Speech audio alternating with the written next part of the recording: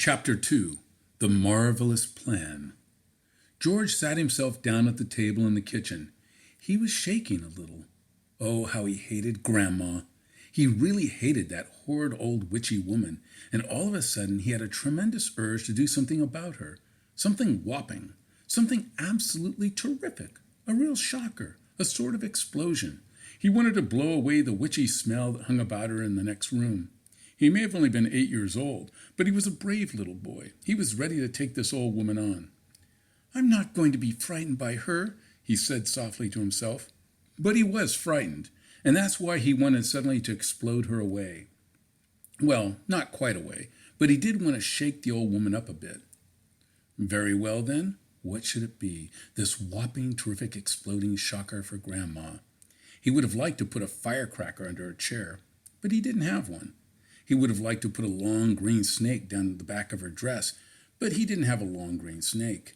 He would have liked to have put 6 big black rats in the room with her and locked the door, but he didn't have 6 big black rats. As George sat there pondering this interesting problem, his eye fell upon the bottle of Grandma's brown medicine standing on the sideboard. Rotten stuff it seemed to be. 4 times a day, a large spoonful of it was shoveled into her mouth, and it didn't do her the slightest bit of good. She was always just as horrid after she'd had it as she'd been before. The whole point of medicine, surely, was to make a person better. If it didn't do that, then it was quite useless. "So ho," thought George suddenly. "Aha, ho-hum! I know exactly what I'll do. I'll make her a new medicine, one that is so strong and so fierce and so fantastic, it will either cure her completely or blow off the top of her head. I'll make her a magic medicine, a medicine no doctor in the world has ever made before." George looked at the kitchen clock. It said 10:05. There was nearly an hour left before Grandma's next dose was due at 11. "Here we go, then," cried George, jumping up from the table. "A magic medicine it shall be.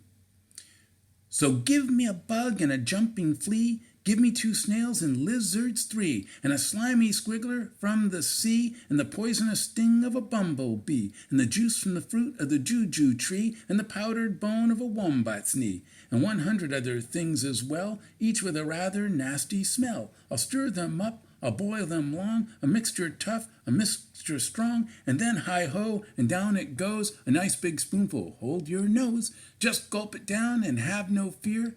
How do you like it, Granny dear? Will she go pop? Will she explode? Will she go flying down the road? Will she go poof in a puff of smoke, start fizzing like a can of Coke? Who knows? Not I.